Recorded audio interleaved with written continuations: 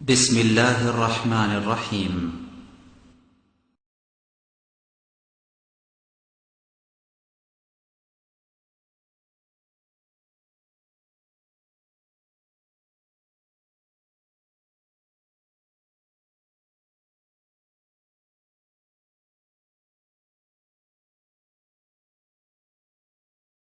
السلام عليكم ورحمة الله. إن الحمد لله نحمده ونستعينه من يهده الله فلا مضل له ومن يضلل فلا هادي له وأشهد أن لا إله إلا الله وحده لا شريك له وأشهد أن محمدا عبده ورسوله. أما بعد فأعوذ بالله من الشيطان الرجيم. الزانية والزاني فاجلدوا كل واحد منهما 100 جلدة. عن أبي هريرة رضي الله تعالى عنه قال قال رسول الله صلى الله عليه وسلم البكر بالبكر جلد 100 والتغريب سنة والسيب الزاني الرجم رواه البخاري ومسلم. সম্মানিত উপস্থিতি, প্রশংসা আল্লাহর জন্য, শান্তি অবতীর্ণ হোক আল্লাহর রাসূলের উপর সাল্লাল্লাহু আলাইহি ওয়াসাল্লাম। আজকের দিনী বৈঠকে বক্তব্যের বিষয় পুরুষ ও নারীর অবৈধ সম্পর্ক। পুরুষ ও নারীর অবৈধ সম্পর্কে এক গুরুত্বপূর্ণ তথ্যবহুল বিবরণের চেষ্টা করব ইনশাআল্লাহুল আজিজ। উল্লিখিত বিষয়ের উপরে কথা বলার পূর্বে জরুরি দুটি কথা। তার প্রথম কথা হচ্ছে যে আসলে আমাদের প্রশংসামূলক কথা বা আমরা মুফতি বা আমরা কোরআন হাদিস বুঝি এমন আলোচনাগুলি আমাদের সামনে হোক, এটা শরীয়ত অনুমোদন করে না। বরং এই দৃষ্টিকোণকে শরীয়ত খুব তীব্রভাবে নিন্দা করেছে। তিনি বলেছেন যে কেউ যদি কারো প্রশংসামূলক কথা বলে তাহলে যে বলছে তার মুখে মাটি ছুঁড়ে মারো। বুখারী মুসলিমের এক হাদিসে এসেছে যে যার প্রশংসা করা হলো তাকে ধ্বংস করা হলো। সামান্যতম যদি তার ভিতরে একটু অহংকার গৌরববোধ প্রকাশ পায় তাহলে তার যে কোনো ইবাদত কুলাবে না, তার পরিণাম জাহান্নাম। রাসূল সাল্লাল্লাহু আলাইহি ওয়াসাল্লাম বলেছেন সালাসাতুন মুহলিকাতুন ও সালাসাতুন মুনজিয়াতুন, তিনটি কাজে মানুষ ধ্বংস হয় আর তিনটি কাজে মানুষ বেঁচে যায়। তিনটি কাজে মানুষ ধ্বংস হয়, তিনটি কাজে মানুষ বেঁচে। এই ছেলেরা, তোমরা যারা দায়িত্ব পালন করো, এই মানুষগুলো দাঁড়িয়ে আছে কেন? তাদের বসার সহযোগিতা করো, নাহলে যে উপরে ফাঁকা আছে এখানে বসতে বলো।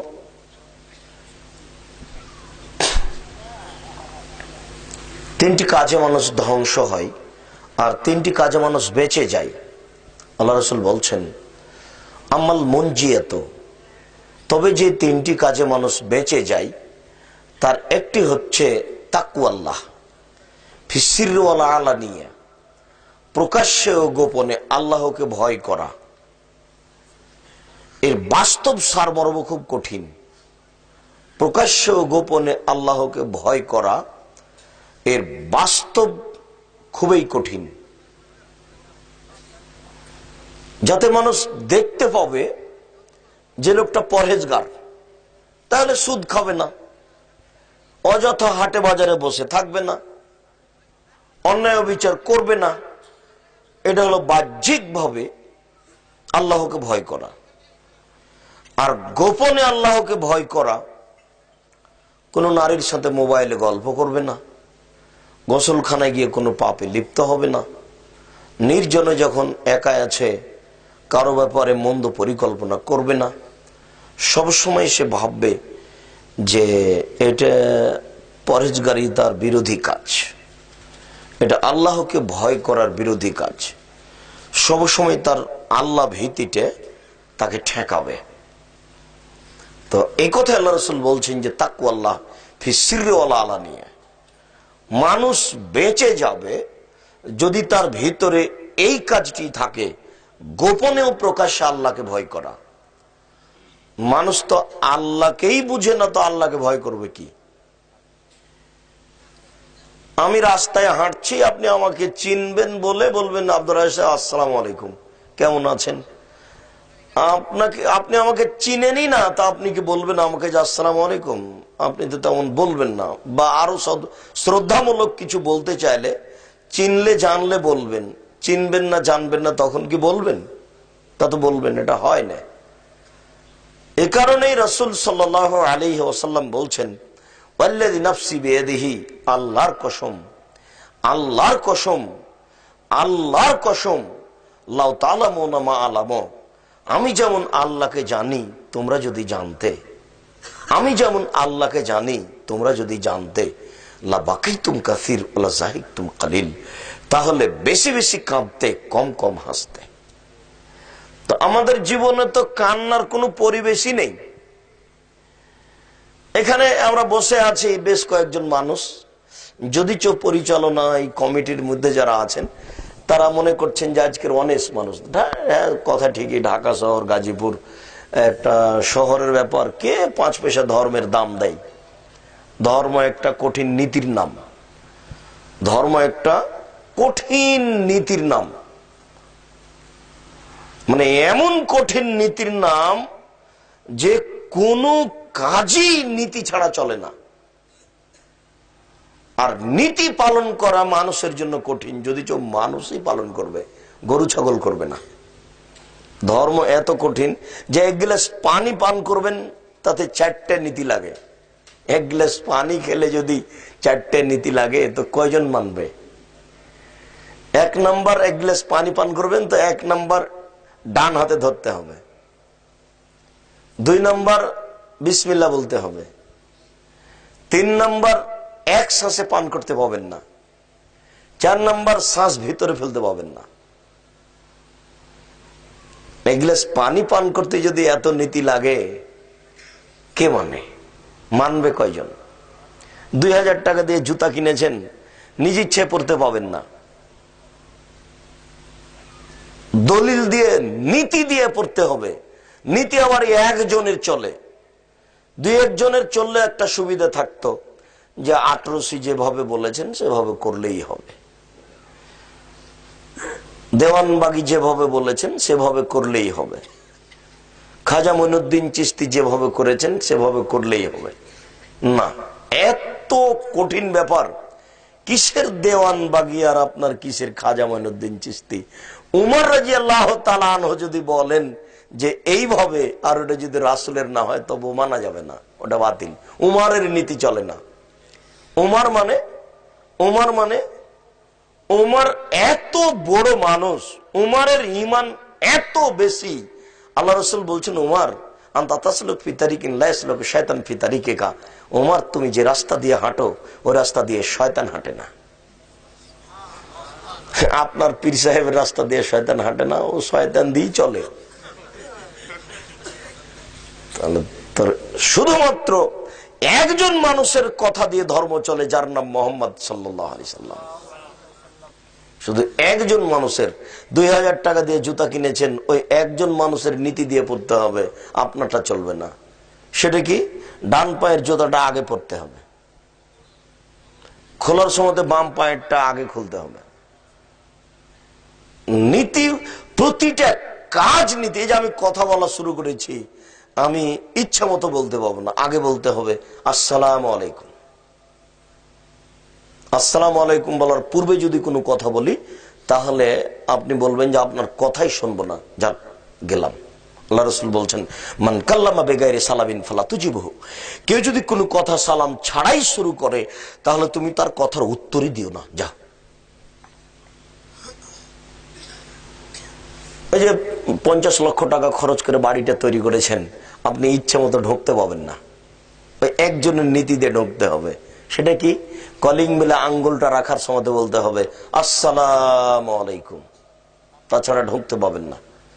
আর এই সালামের এত ক্ষমতা এই সালামের এত ক্ষমতা, আপনি খালি মুখে বলেছেন আসসালামু আলাইকুম, হাতে হাতে ইবলিস বলবে এই শয়তানেরা শোনো, লা মাবিতা লাকুম, এই বাড়িতে তোমাদের থাকার জায়গা নেই। এক কথাই ইবলিস বলছে যে তোমাদের থাকার জায়গা নেই। সালামের কত ক্ষমতা। বাড়িতে ঢুকে যদি বিসমিল্লাহ বলে খেতে বসেন, তখন ইবলিস বলে লা মাবিতা লাকুম ওয়াল আশা, এই বাড়িতে তোমাদের থাকারও নেই, এই বাড়িতে তোমাদের খাওয়ারও নেই। বিসমিল্লাহর এত ক্ষমতা। গরিব মানুষ, বাড়ি ঘরই নেই, বাহির দরজা নেই, এমনি একটা কাপড় ঝোলানো আছে বাহির দরজায়, আপনি বিসমিল্লাহ বলে এই কাগজটা বিছানে সর সমাতে রেখে দেন, দরজায় বিসমিল্লাহ বলে রেখে দেন। আল্লাহ নবী বলেছেন সকাল পর্যন্ত এই দরজা দিয়ে শয়তান ঢুকতে পারবে না। বুখারী মুসলিম। বিসমিল্লাহর কত ক্ষমতা। ধর্ম এমন একটা জিনিস, একজনের কথা দিয়ে চলে। আপনার স্ত্রী আপনার বাচ্চাকে ইচ্ছে মতো দুধ খাওয়াতে পারে না। অবাক, কিভাবে দুধ খাওয়াতে হবে? নবীর নীতিতে। সেটা আবার কি? বাচ্চা যখন দুধের বোঠাতে মুখ লাগাবে, তখন আপনার স্ত্রীকে বলতে হবে বিসমিল্লাহ। যদি আপনার স্ত্রী বিসমিল্লাহ না বলে, তাহলে এই দুধ শয়তান খাবে, নিশ্চিত খাবে, অবধারিত খাবে। নবী বলেছেন খাবে, অতএব খাবে। এই যে আপনার বাড়ির জানালা দরজাগুলি আছে, আপনি ইচ্ছা মতো বন্ধ করতে পারেন না। কিভাবে বন্ধ করতে হবে? একজনের নীতিতে বন্ধ করতে হবে, যার নাম মুহাম্মদ সাল্লাল্লাহু আলাইহি সাল্লাম। সেটা আবার কিভাবে? আল্লাহ রাসূল বলছেন যে গাল্লিকুল্লাহ ওয়া ওয়াজকুরুল্লাহ, দরজা বন্ধ করো, জানালা বন্ধ করো, বিসমিল্লাহ বলো। যে ভাতের পাতিল, তরকারির পাতিল, খাদ্যের পাতিল, আটার পাতিল, এগুলো আপনার স্ত্রী ইচ্ছা মতো ঢাকতে পারে না। কিভাবে ঢাকতে হবে? যেভাবে নবী বলেছেন। সেটা কি? আল্লাহ রাসূল বলছেন যে অকুকেরা বাকুম ওয়াজকুরুল্লাহ, প্রত্যেক খাদ্যের দ্রব্যাদি পাতিল ঢাকো, তোমরা বিসমিল্লাহ বলো। ভাতের পাতিল থেকে আপনার স্ত্রী ইচ্ছা মতো ভাত বের করতে পারে না।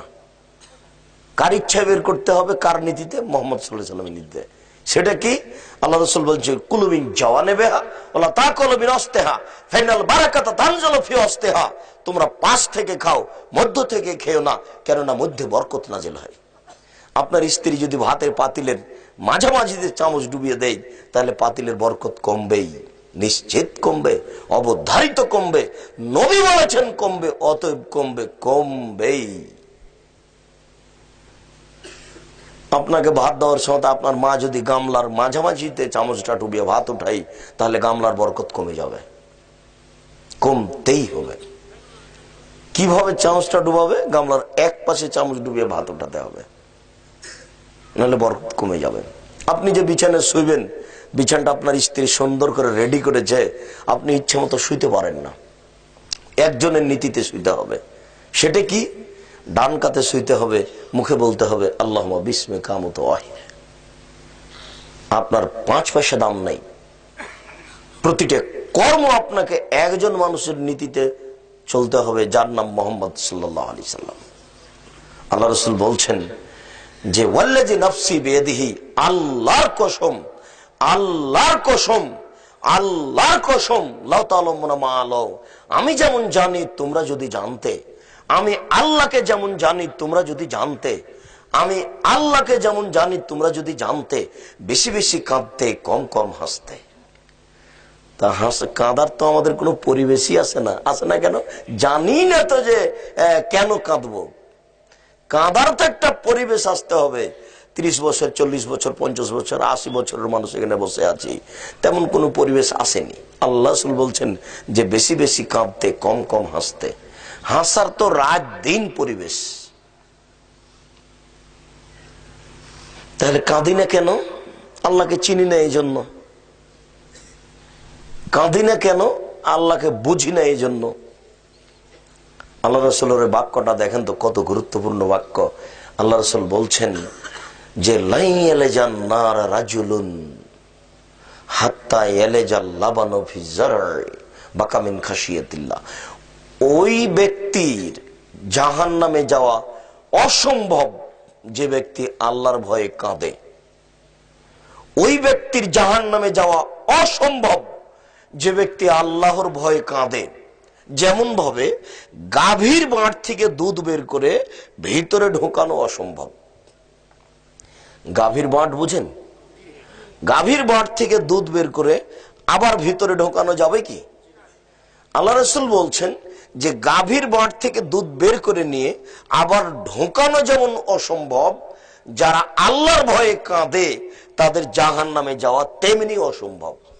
মানে জাহান্নামে যাবেই না। তো মানুষ কাঁদবে, মানুষই তো আল্লাহকে চিনে না, তো কাঁদবে কি করে? মানুষই তো বুঝে না যে আল্লাহ কি, কাকে বলে। হ্যাঁ, আল্লাহ যদি মানুষকে একটু ধ্বংস করে দেখাতেন তাৎক্ষণিক তাহলে হতো। ধরেন এক মুহূর্ত ঢাকা শহরটা অর্ধ হাত উঁচু নিচু হয়ে গেল, এক মুহূর্ত। তো অর্ধ হাত উঁচু নিচু হলে এক মুহূর্ত হলে একটা বিল্ডিংও থাকবে না। সারা পৃথিবী যদি এক মুহূর্ত, আমরা তো ভূমিকম্প একটু নড়ে উঠে একবার এভাবে হয়ে যাবে, আল্লাহ দেখাবে, তাহলে তো আর মানুষের বুদ্ধি থাকবে না, অজ্ঞান হয়ে যাবে, বুদ্ধি থাকবে না। এই কাজটা তো আল্লাহর কাছে তেমন কোনো ব্যাপার নয়। তা আল্লাহ করেন না মানুষের প্রতি দয়া করে, কিন্তু মানুষ তো বুঝে না। আল্লাহ রাসূল যে বলে গেছেন 1450 বছর পূর্বে যে ইয়ানজুলু রাব্বুনা তাআলা ইলা সামাই দুনিয়া হিনা ইয়াবকা মিন সুলুসিল লাইলিল আখির, যখন রাতের 3 ভাগের 1 ভাগ বাকি থাকে, যখন রাতের 3 ভাগের 1 ভাগ বাকি থাকে, তখন আল্লাহ তাআলা সপ্তম আকাশ থেকে প্রথম আকাশে নেমে আসেন।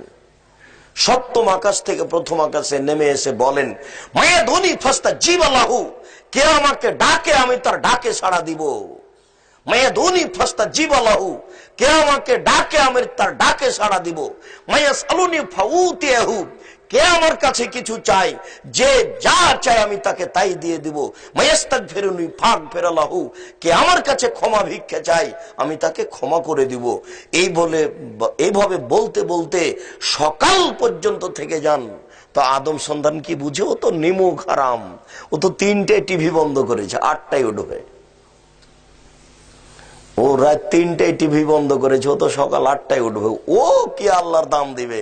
অথচ আল্লাহ প্রত্যেক রাত এই প্রথম আকাশে নেমে এসে ভোর পর্যন্ত, আজান দেওয়া পর্যন্ত বলতে থাকেন, হে আদম সন্তান, কে আমার কাছে কিছু চায়, যে যা চায় আমি তাকে তাই দিব।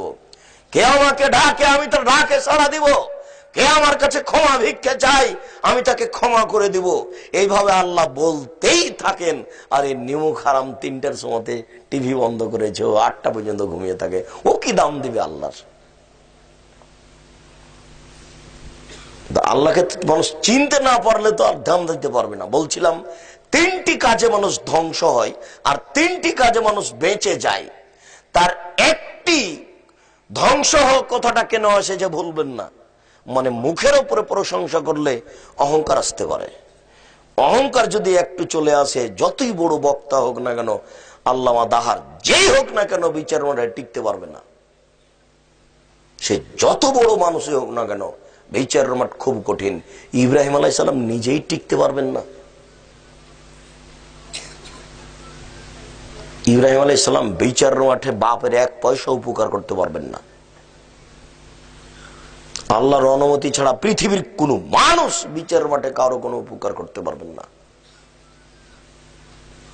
ওই কথাটা নিয়ে কথা এসেছে যে 3টি কাজে মানুষ ধ্বংস হয় আর 3টি কাজে মানুষ বেঁচে যায়।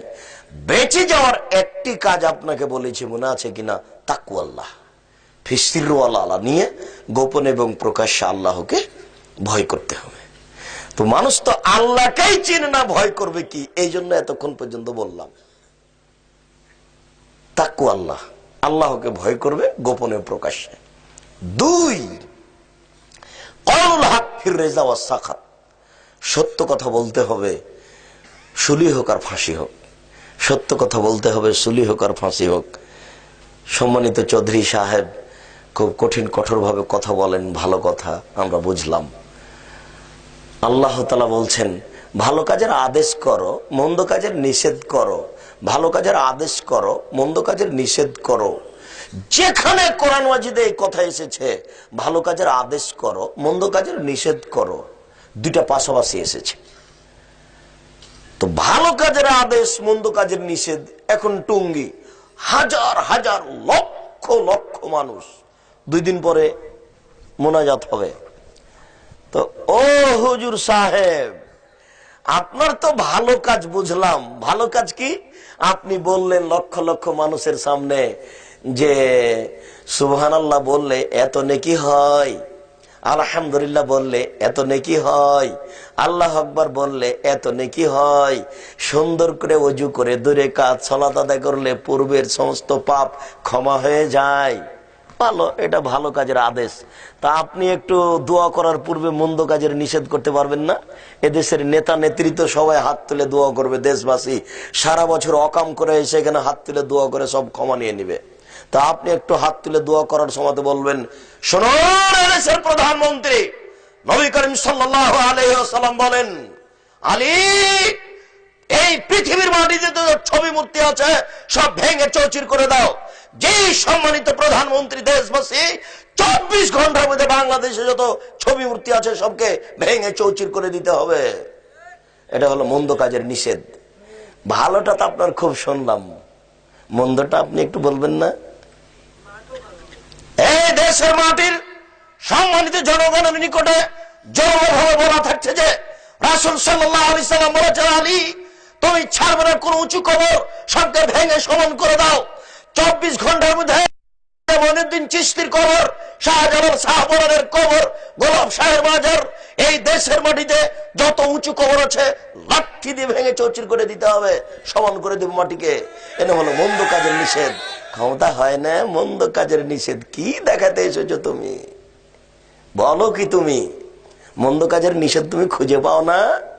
দোয়া করার পূর্বে বলবেন আপনি, এই দেশের নেতা নেত্রীকে বলা হচ্ছে রাসূল সাল্লাল্লাহু আলাইহি সাল্লাম যেভাবে বলেছেন, অতএব এই দেশের মাটি যত পতিতালয় রয়েছে, টাঙ্গাইলের পতিতালয়, এই আপনার ওই ফরিদপুরের ওই দৌলতদিয়ার পতিতালয়, আর এই দেশের মাটিতে যত পতিতালয় আছে, সন্ধ্যা হতে হতে সব পতিতালয় বন্ধ করতে হবে। এই দেশের মাটিতে যত সুদী ব্যাংকিং ব্যবস্থা আছে, যত সুদী ব্যাংকিং ব্যবস্থা রয়েছে সব বন্ধ করতে হবে সন্ধ্যা হতে হতে।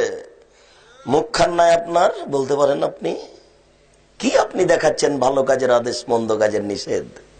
কি বলতে চান? টঙ্গির আখেরি মোনাজাতে হাত তুলে দোয়া করে জান্নাত কিনতে চাচ্ছেন? অসম্ভব হতে পারে না। তোমার টঙ্গির আখেরি মোনাজাতি এই টঙ্গির বৈঠক নাজায়েজ হারাম হওয়ার জন্য যথেষ্ট। তোমার টঙ্গির আখেরি মোনাজাতি যথেষ্ট যে তোমার এই বৈঠক নাজায়েজ হারাম, আরগুলো থাক। তোমার আখেরি মোনাজাত যদি চলে তো কাবা ঘরের ইমাম সাহেব হাজিদেরকে নিয়ে আরাফার মাঠে আখেরি মোনাজাত করতে পারেন না, ওটাই চলে না? তুমি তো খুব ভালোভাবে জানো যে যত লোক হজ করতে যায় সবাই আল্লাহর মেহমান। যত লোক হজ করতে যায় সবাই আল্লাহর মেহমান। আল্লাহর নবী শতবার বলেছেন। আর আল্লাহ রাসূল বলছেন যে আরাফার দিন যত মানুষকে আল্লাহ ক্ষমা করেন, অত মানুষকে আল্লাহ আর কোনোদিন ক্ষমা করেন না। আরাফার মাঠে আল্লাহ যত মানুষকে ক্ষমা করেন, পৃথিবীর আর কোন জায়গায়, কোন স্থানে, কোন দিন অত মানুষকে আল্লাহ ক্ষমা করেন না। আর এখানে তো কয়েক লক্ষ। এবছর মোটামুটি আরাফার মাঠে লোক সংখ্যা উপস্থিত হয়েছিল প্রায় 1 কোটি। তো কাবা ঘরের ইমাম সাহেব প্রায় 1 কোটি হাজি সাহেবকে নিয়ে একটু আখেরি মোনাজাত করলে হতো না? কাবা ঘরের ইমাম সবচেয়ে ভালো মানুষ, তিনি সবাইকে নিয়ে বলতেন, আল্লাহ, আমরা সবাই মানুষ উপস্থিত হয়েছি, লক্ষ লক্ষ মানুষ, জানি না কার কি পাপ রয়েছে, যার হাত কবুল হবে তুমি তার হাতের মাধ্যম দিয়ে সমস্ত মানুষের হজ কবুল করে নাও। হতো না? তো কই হয় না যে পাপ হবে, নিশ্চিত পাপ হবে, অবধারিত পাপ হবে, পাপ হবেই। কেন? এতে রাসূলকে অপমান করা হয়। আল্লাহ তাআলা বলছেন, ইয়া আইয়ুহাল্লাযীনা আমানু, হে বিশ্বাসীগণ, আতিউল্লাহ, আল্লাহকে মান্য করো, ওয়াতিউর রাসূল, রাসূলের আনুগত্য করো, ওয়ালা তুবতিলু আমালাকুম, তোমাদের আমল বাতিল করো না। 3টা বাক্য। আবার দেখেন আল্লাহ বলছেন, হে বিশ্বাসীগণ, তোমরা আল্লাহকে মান্য করো, 1। 2, রাসূলের আনুগত্য করো। 3, তোমাদের আমল বাতিল করো না। 3 নম্বর বাক্যটা যেন কেমন হয়ে গেল।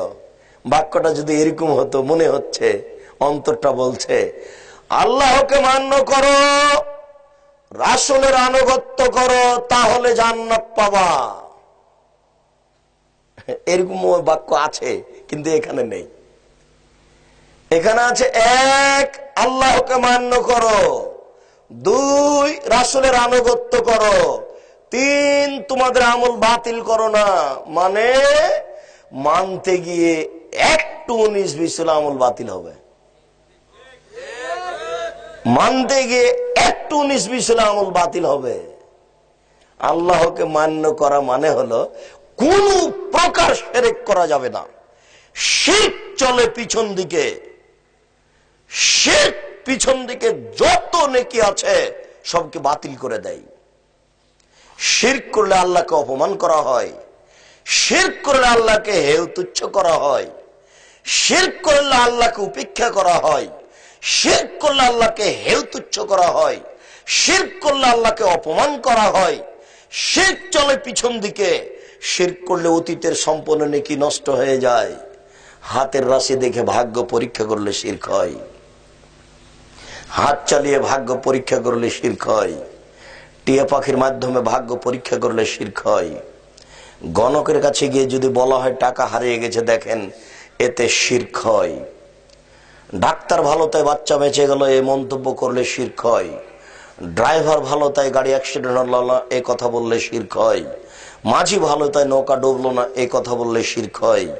গরুকে লাথি মারা যায় না এমন মন্তব্য করলে শিরক হয়। জুতা পায়ে দিয়ে ধানের উপরে হাঁটা যায় না, এই কথা বললে শিরক হয়। আপনার স্ত্রী ফরজ গোসল না করে বাড়ির কোনো কাজ করতে পারে না এমন মন্তব্য করলে শিরক হয়। তুলসী গাছ তুলে ফেলা যায় না, তাতে লাথি মারা যায় না এমন মন্তব্য করলে শিরক হয়। মাদুলি সূরা ইয়াসিন লিখে তাবিজ হাতে গলায় কোমরে ঝোলালে শিরক হয়।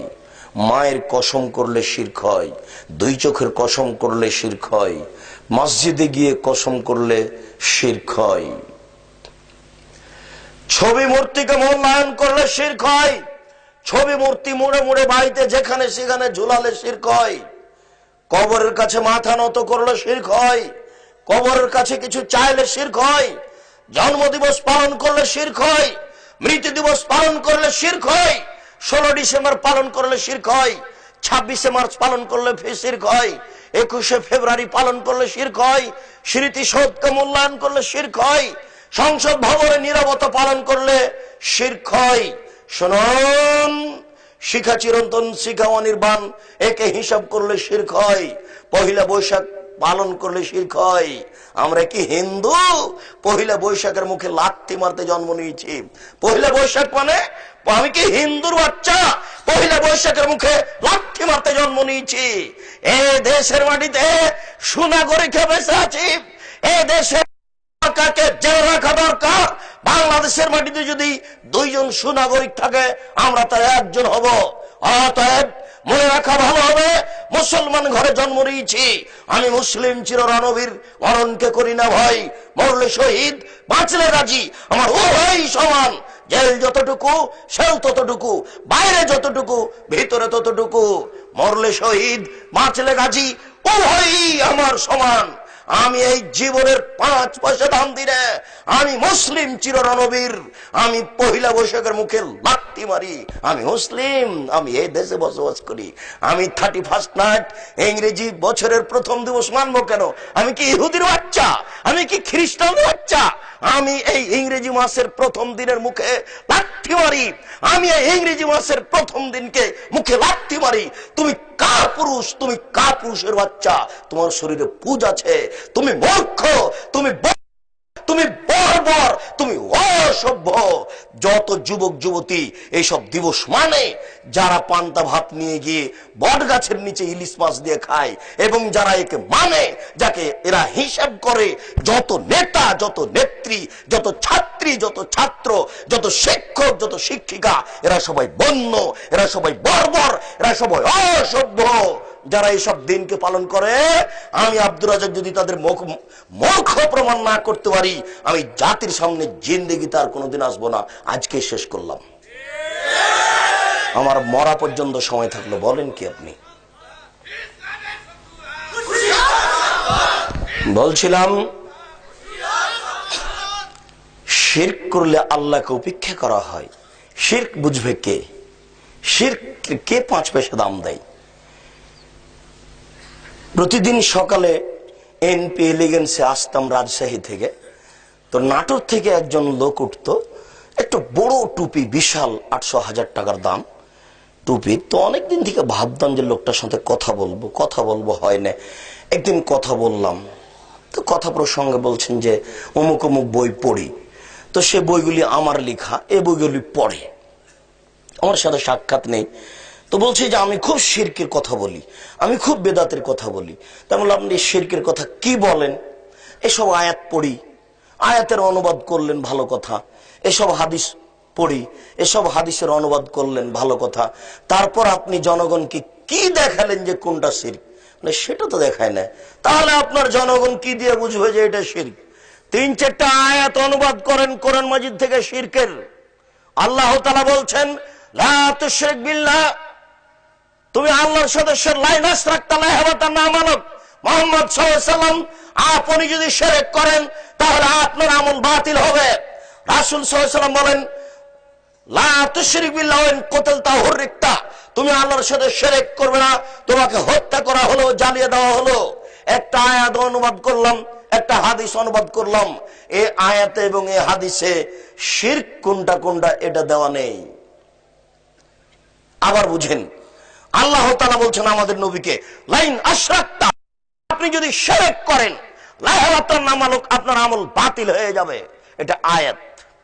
আল্লাহ নবী বলছেন লা তুশরিক বিল্লাহ, তুমি আল্লাহর সাথে শিরক করবে না, তোমাকে জ্বালিয়ে দেওয়া হলেও, হত্যা করা হলেও। এটা হাদিস। কিন্তু এই আয়াতের হাদিসে কোনটা কোনটা শিরক এটা কি বলা আছে? এখন এই দুটো অনুবাদ করার পরে বাংলাদেশের মাটিতে যত শিরক আছে সব টেনে নিয়ে আসতে হবে, সব ওই মুস্তালির সামনে বলতে হবে, পেশ করতে হবে। 24 ঘন্টার মধ্যে এদেশের নেতা নেত্রীর ছবি যত রাস্তাঘাট আছে সব ভেঙে চৌচির করতে হবে। এটা শিরক। আমি কাপুরুষের বাচ্চা, আমি কুসন্তান, আমি ছবিকে মূল্যায়ন করার জন্য জন্ম নিয়েছি? আমি কুসন্তান নাকি? আমি কি বাচ্চা?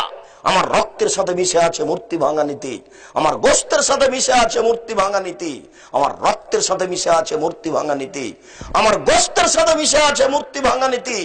ইব্রাহিম আলাইহিস সালাম তিনি ওই মূর্তিখানায় ঢুকে লাঠি মেরে মূর্তিকে ভেঙে চৌচির করেছিলেন। আমার নবী যেদিন কাবা ঘরে ঢুকলেন, নিয়ে লাঠি নিয়ে ঢুকে তিনি বললেন জাল হক, এসেছে সত্য, ওয়াজাহাকাল বাতিল, চলে গেছে মিথ্যে, ইন্নাল বাতিলা, নিশ্চয় মিথ্যে, কালো জাহুকা, চিরদিন মিথ্যে। এই বলে বাপের ছবি মূর্তিগুলো ছিল ইব্রাহিম এবং ইসমাইলের, সবকে লাঠি মেরে ভেঙে চৌচির করে দিলেন।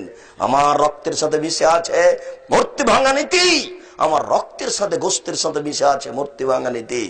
অতএব আমি কুসন্তান নই, আমি মুসলিম, আমি সুসন্তান। আমার বাপের কবরটা দিয়ে এসে বাড়িতে ঢোকে, আমার বাপের একটা পাসপোর্ট সাইজের ছবি ছিল, ওই ছবিটাকে একবারে টুকরো টুকরো করে ছিঁড়ে ফেলবো। কেন? আমি ছবি পূজা করি না, আমি তাকে অ্যালবামে রাখবো না, আমি তাকে কোথাও লুকিয়ে রাখবো না, আমি তার দাম দিই না। আমি মুসলিম। আমি বাপের কবর দিয়ে এসে পাসপোর্ট সাইজের যে ছবিটা ছিল, আর আমার বাপের হজ করা লাগবে না, আমার বাপের আর জমি জায়গা তার নামে করা লাগবে না, এই ছবির আর দাম নেই। অতএব এই ছবি পাসপোর্ট সাইজের যেটা, সেটাকে ছিঁড়ে ফেলবো। এবার ছিঁড়ে ফেলার পরে আবার কবরের পাশে যাব, বাপের কবরের পাশে গিয়ে হাত তুলে দোয়া করে বলবো রব্বির রহমহুমা কামা রাব্বায়ানি সাগীরা, হে আমার প্রতিপালক আমার পিতা মাতা বাল্য অবস্থায় আমাকে যেভাবে দেখেছিল তুমি তাকে সেভাবে দেখো। রব্বিক ফিরলি ওয়ালে ওয়ালে দাইয়া, হে আল্লাহ তুমি আমাকে ক্ষমা করো, আমার পিতা মাতাকে ক্ষমা করো। আল্লাহুম্মা গফিরলি আবি ওয়ারফা দারজাতাহু ফিল মাহদিন, আল্লাহ তুমি আমার পিতাকে ক্ষমা করো, তাকে উচ্চ মর্যাদা দান করো, তুমি তার কবরকে প্রশস্ত করো, তুমি তার কবরকে আলোকিত করো। আল্লাহুম্মা গফির লাহু, আল্লাহ তুমি তাকে ক্ষমা করো। ওয়ারহামহু, তুমি তার প্রতি রহমত নাজিল করো। ওয়াফিহি, তুমি তাকে মাফ করো। ওয়াফিআনহু, তুমি তার প্রতি নিরাপত্তা অবতীর্ণ করো। ওয়াকরিম নুজুলাহু, তুমি তাকে দামি সম্মানী খাদ্য খেতে দাও। ওয়াসমাদ খালাহু, তুমি তার থাকার জায়গা প্রশস্ত করে দাও। ওয়াগসিলহু বিল মাই ওয়াসসালজি ওয়াল বারদ, তুমি তার পাপকে ঠান্ডা স্বচ্ছ পানি দিয়ে ধুয়ে পরিষ্কার করে দাও। কামা নাক্কাইতা সাবলা বিজমিনাদ দানাস, যেমন ভাবে সাদা কাপড়কে ময়লা থেকে ধুয়ে পরিষ্কার করা হয়। আব্দুলহু দারান খায়রান মিন দারিহি, দুনিয়াতে যে বাড়ি ছিল তার চেয়ে সুন্দর বাড়ি দাও।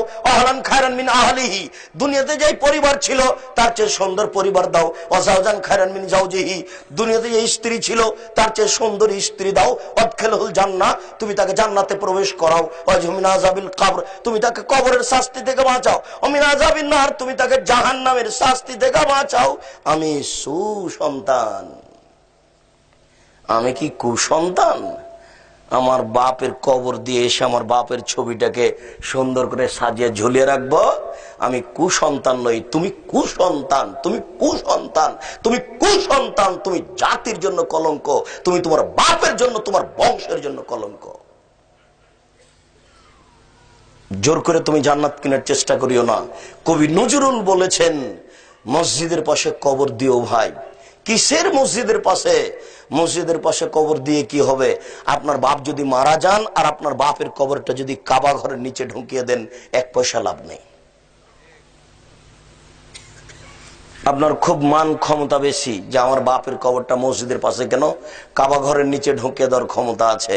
কাবা ঘরের নিচে ঢুকিয়ে দিলেও এক পয়সা লাভ হবে না।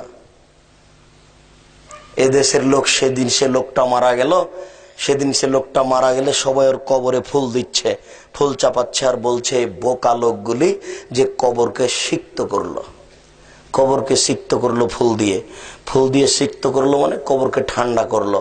এই অশিক্ষিত মূর্খ বন্য বর্বর অসভ্য মানুষগুলি জানে যে কবরকে সিক্ত করলো নাকি? রাজশাহী চাঁপাই নবাবগঞ্জের ভাষাতে বলতে হয় যে কবরে মনে হয় মায়ের লেথড়িয়ে দিল আর উপরে বলছে যে ও কবরকে সিক্ত করলো। ভালো মন্দ বুঝে আবার তাকে অনে ভর্তি হতে হবে, ভালো মন্দ বুঝতে হবে। তারপরে আল্লাহ রাসূল বলছেন, মানুষ যদি জানতো আমি আল্লাহকে যেমন জানি তাহলে মানুষ বেশি বেশি কাঁদতো, কম কম হাসতো। সম্মানিত দিনী ভাই, আল্লাহ রাসূল বলছেন তিনটি কাজে মানুষ বেঁচে যায়। তার একটি হচ্ছে এই যে আল্লাহকে ভয় করা, দুই কওলুল হক ফির রিজা ওয়াস সাকাত, সত্য কথা বলতে হবে চুলি হলেও ফাঁসি হলেও। এই কথাটা নিয়ে এতক্ষণ পর্যন্ত কথা এসেছে। হক কথা বলতে পারে কে? টঙ্গীর আখেরি মোনাজাতের আগে আপনি একটু হক কথা বলতে পারেন না?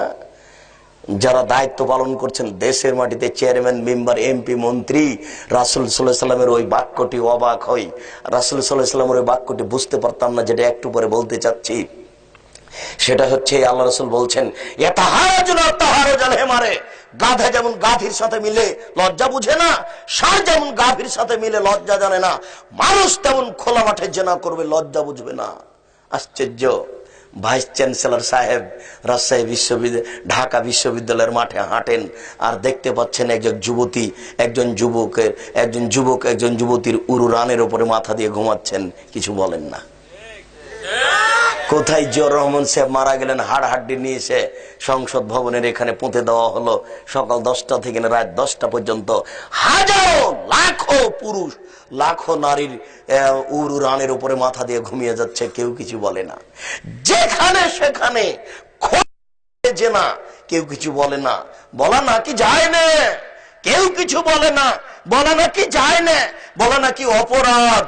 কেউ নাকি মানুষ নেই, সবাই নাকি পশু। এটা নাকি পশুর জগৎ, কেউ নাকি মানুষ নেই। যদি মানুষ থাকে তারা বলতে পারে না কেন? মানুষ হয় তিনটি পদ্ধতিতে, মানুষ হয় তিনটি পদ্ধতিতে, বলতে পারে না কেন? মানুষ হয় তিনটি পদ্ধতিতে। এক, মানরা মিনকুম মুনকারান ফালিগাইয়িরহু বিয়াদিহি, যে কোনো অন্যায়কে যে কোনো মূল্যে ঠেকাবে। ভাতিজার টিভিতে ল্যাংটা মেয়ে নাচছে, ভাতিজাকে বলার প্রয়োজন নেই, পরামর্শের কোনো প্রয়োজন নেই, গিয়ে লাথি মেরে টিভি ভেঙে দিতে হবে, এটা রাসূলের প্রথম আদেশ। তখন সে মানুষ। ফাইনাল মেস্তাতে যদি টিভি লাথি মেরে ভাঙতে না পারে, ফামেলেসালেহি, তাকে বলতে হবে ভাতিজা তোমার এই কাজ ঠিক নয়, তখনও সে মানুষ। ফাইনাল মেস্তাতে যদি মুখে বলতে না পারে, ফামে তার কাজকে ঘৃণা করবে, ভাতিজা তোমাকে ঘৃণা করি, তোমার কাজকে ঘৃণা করে আমি গেলাম, তখনও সে মানুষ। যদি এই তিনটার কোনটাই না করে, বরং আসরের সালাত আদায় করে, মাগরিবের সালাত আদায় করে ভাতিজার দোকানের সামনে বসে বসে ল্যাংটা টিভি দেখে, এই চাচা তাহাজ্জুদ পড়লেও এ পশুর চেয়েও খারাপ। আল্লাহ তাআলা ওই কথাই বলছেন, এই দেশের মাটিতে এই ল্যাংটা মেয়েদেরকে, পুরুষদেরকে দেখেও যারা কিছু বলতে পারে না, তারা মানুষ নয়, তারা পশু, তারা পশুর চেয়েও খারাপ। তাই তো আল্লাহ বলছেন, তিন ডোমর ফলের কসম, ও জাইতুন, জাইতুন ফলের কসম, ও তুর সিনিন, তুর পাহাড়ের কসম, ও হাজাল বালাদিল আমিন, এই মক্কা শহরের কসম। আমি আল্লাহ চারটা জিনিসের কসম করে বলছি, আমি আল্লাহ চারটা জিনিসের কসম করে বলছি। লাকাদ খালাকনাল ইনসানা ফি আহসানি তাকবীম, আমি মানুষকে অতীব উত্তম করে সৃষ্টি করেছি। যখন মানুষ আমাকে মানেনি, সুম্মা রাদাদনাহু আসফালা সাফিলিন, আমি তাকে সর্বনিম্ন উল্টা ফিরিয়েছি, তখন সে মানুষ নয়, তখন সে পশু, সে পশুর চেয়েও খারাপ। আল্লাহ রাসূল বলছেন যে তিনটি কাজে মানুষ বেঁচে যায়, তার একটা হচ্ছে কওলুল হক ফিররে যাওয়া সাখাত, সত্য কথা বলতে হবে, সুলি হলেও ফাঁসি হলেও। তিন অলিকতিসাদ ফিল ফাকরে ওয়াল গিনা, এটা পারিবারিক কথা। মধ্যম পন্থায় খরচ করতে হবে, ধনী হলেও গরিব হলেও। চট করে ধনী হয়ে গেছেন, কোটি কোটি টাকা হয়েছে, রোজ জানি 10 কেজি ওজনের রুই কিনিয়েন না, এটা ঠিক হবে না। 10 দিন পরে টাকা হারিয়ে গেলে রুই আর কিনতে পারবেন না, তখন গ্রামের লোকেরা বলবে, কি খবর মন্ডলের বেটা, রুই কোথায় গেল? খুব সাবধান, ভ্যান চালিয়ে খান, সাবধান, মধ্যম পন্থায় খরচ করবেন। স্ত্রীর জন্য 500 টাকা দিয়ে শাড়ি কিনবেন না, 300 টাকা দিয়ে কিনবেন। আপনার স্ত্রীকে বলতে শিখতে হবে, আমি গ্রামের মেয়ে, অতি খুশি একটু লবণ ভাতে, এই কথাই বলতে হবে আপনার স্ত্রীকে। আপনি যদি রুই মাছ কিনেন, তাহলে এটা কর্জ করে খেতে হবে আপনাকে, শেষ পর্যন্ত ভিক্ষে করতে হবে, মানুষে মারবে, এই পথ বাদ দিতে হবে। বাজারে বেগুন কিনতে গেলে স্ত্রীকে বলে যেতে হবে যে বেগুন লাগবে না কি লাগবে বলো, পরামর্শ করে যেতে হবে। আল্লাহ রাসূল বলছেন, মধ্যম পন্থায় খরচ করো, ধনী হলেও গরিব হলেও। ধনীর মধ্যম পন্থা রয়েছে, গরিবের একটা মধ্যম পন্থা রয়েছে। সংসার করলে স্ত্রীর সাথে পরামর্শ করে করতে হয়, ধনী হলেও গরিব হলেও। কিসের আপনি ধনী? কে আপনাকে ধনী বলে? ফকিরে ভিক্ষা পায় না আপনার বাড়িতে, আর আপনি বলছেন আমি ধনী? মানে যা টাকা পয়সা ইনকাম করেছেন তা তো 3 নম্বর পথে ব্যয় করেন, তা তো ভোট করতে ব্যয় করেন। কই আপনার টাকা তো আমরা কমই খারিজি মাদ্রাসায় দেখি না, ভিক্ষুকের পিছনে তো দেখতে পাই না। কে আপনাকে ধনী বলে? ধনী আপনি দেখবেন, দেখেন 1 মিনিট, ধনী আপনি দেখবেন, দেখেন 1 মিনিট আপনাকে দেখাই, ধনী আপনি দেখবেন, দেখেন আপনাকে আমি 1 মিনিট ধনী দেখাই। আল্লাহ রাসূল একদিন সকালে বলছেন, এই শোনো, 400 কিলোমিটার পথ হেঁটে যেতে হবে যুদ্ধ করতে, আর্থিক খুবই সমস্যা, বলো কে কি দিবা? 400 কিলোমিটার পথ হেঁটে যেতে হবে মদিনা থেকে তাবুক, খুব সংকট আর্থিক, কে কি সহযোগিতা করবা? তখন উমর রাদিয়াল্লাহু তাআলা একবারে ফাস্টে লাভ দিতে বলছেন, আল্লাহ রাসূল, আমার বাড়িতে যত অর্থ সম্পদ আছে তার অর্ধেক দিলাম। তখন আবু বকর সিদ্দিক রাদিয়াল্লাহু তাআলা বলছেন, আল্লাহ রাসূল, আপনাকে আর আল্লাহকে বাড়িতে রেখে যা আছে সবই দিলাম।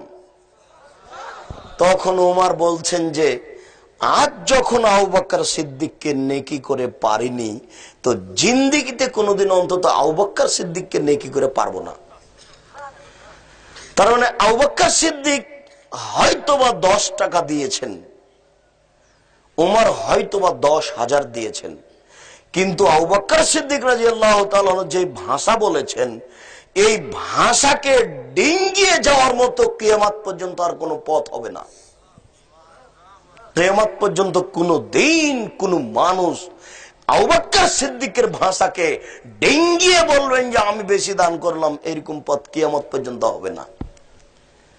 আবু বকর সিদ্দিক বলছে যে আপনাকে আর আল্লাহকে বাড়িতে রেখে যা আছে সবই দিলাম, আপনি এখন জানতো দেখে বাক্য ডিঙ্গিয়ে কোথায় যাবেন? আমি আপনাকে ইনাকে দেখাইনি, আমি আর একজনকে দেখাবো, ধনী মানুষ, সেটা দেখানোর জন্য বলছি। তখন উসমান রাদিয়াল্লাহু তাআলা আনহু বলেন, আল্লাহ ঠিক আছে, চিন্তার কিছু নেই, যত মানুষ তাবুকের মাঠে যাবে সমস্ত মানুষের 3 মাসের খাওয়া খরচ আমি উসমান বহন করব। 3 মাস যাবত মানুষকে যাতায়াতের জন্য যত টাকা পয়সা লাগবে তার অর্ধেকের যানবাহন, টাকা পয়সা, খাওয়া খরচ আমি বহন করব। সেদিন তাবুকের যুদ্ধে মানুষ ছিল 30,000, তাহলে 15,000 মানুষকে তিনি 15,000 উট দিবেন, 15,000 মানুষের 3 মাস খাওয়া খরচ বহন করবেন। এদেশের সরকারকে যদি বলা হয় যে 15,000 মানুষকে 3 মাস খাওয়ান, তো রাজি হবে না। এর নাম ধনী। কয় টাকার মালিক আপনি? আপনি দেখেন ধনী কাকে বলে।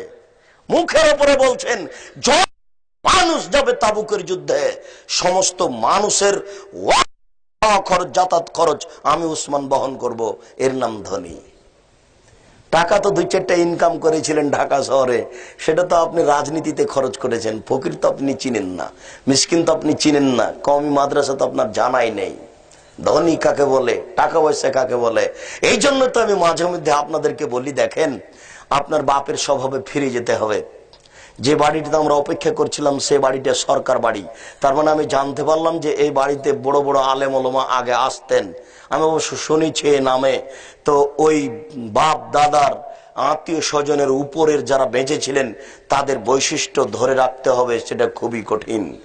সেই বৈশিষ্ট্য ধরে রাখতে হবে, সেটা খুবই কঠিন। আল্লাহ রাসূল বলছেন যে জান্নাতের ভিতরে খুব দামি দামি ঘর আছে, এত দামি ঘর আছে, যার বাহির থেকে ভিতর দেখা যায়, ভিতর থেকে বাহির দেখা যায়, এত স্বচ্ছ উন্নত মানের পদার্থের হীরা মুক্তা মাণিক্য দ্বারা তৈরি, যার বাহির থেকে ভিতর দেখা যায়, ভিতর থেকে বাহির দেখা যায়। তখন সাহাবীগণ বলেন, আল্লাহ রাসূল, লেমান হাজেহি, এত দামি জান্নাত কে পাবে? এসব দামি জান্নাত কে ভোগ করবে?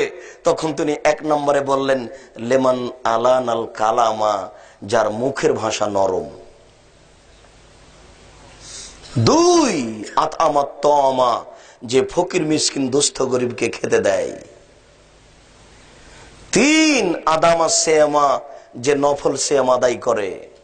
4 আসাল্লা বিল্লাহি ওয়ান নাসু নিয়াম, মানুষ যখন ঘুমিয়ে তখনও সালাত আদায় করে, তাহাজ্জুদ পড়ে, এরাই পাবে ওই দামি জান্নাত। 2 নম্বরে আছে ফকির মিসকিন দুস্থ গরিবকে খাওয়ার দেয়। কেন আপনি আপনার বাপের স্বভাবে ফিরে যাবেন না? আপনার দাদার বৈশিষ্ট্য আপনি কেন ফিরে যাবেন না? আপনারা ছিলেন 10-12 ভাই বোন, 5 ভাই 5 বোন, এ হলো 10 জন। আর আপনার বাপের একটা অভ্যাস ছিল ফকির ধরে নিয়ে আসা মসজিদ থেকে। তো রাতে 2 জন ফকির ধরে নিয়ে এসেছেন, আর আপনাদের বাড়িতে ছিল 3 জন কিষান কামলা, তাহলে 2 জন আর 3 জন, এ হলো 5 জন। আর আপনারা আছেন 10 জন, 15 জন, আর আপনার বাপ আর মা এ হলো 17 জন। এই 17 জনের ভাত রান্না করতো আপনার মা ঢেঁকিতে ধান ভেঙে, কোনো অসুবিধা হয়নি। কোনো দিন আপনার মা ভারী মনে করেনি, কোনো দিন ভারী মনে করেনি।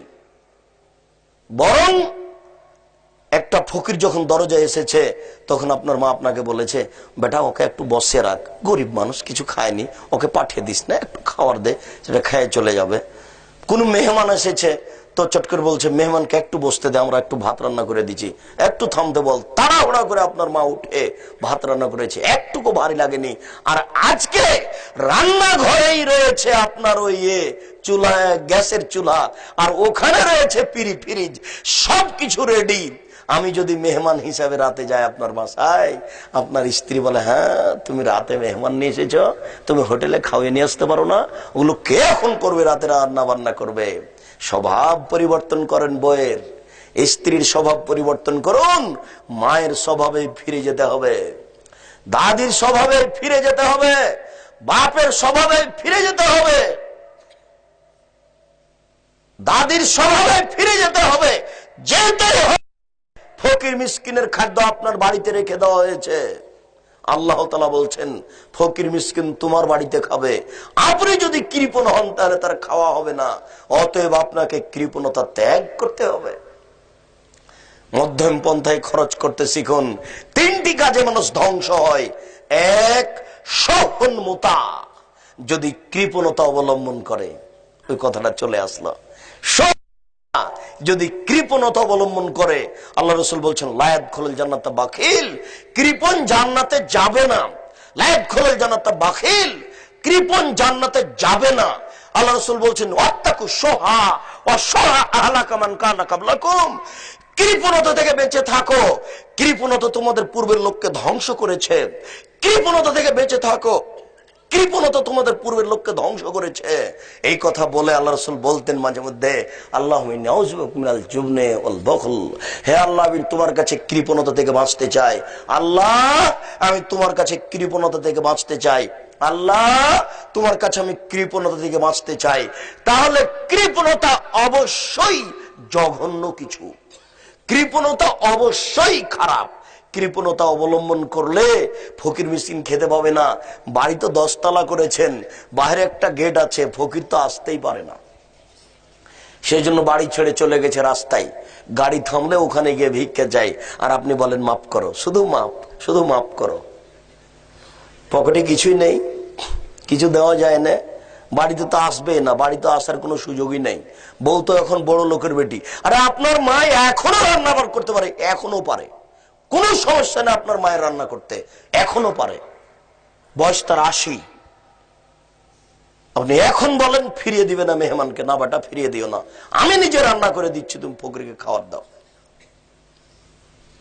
2, হন মুত্তাবা, প্রবৃত্তিকে মেনে নিলে ধ্বংস হবেই, প্রবৃত্তিকে মেনে নিলে ধ্বংস হবেই, প্রবৃত্তিকে মেনে নিলে ধ্বংস হবেই।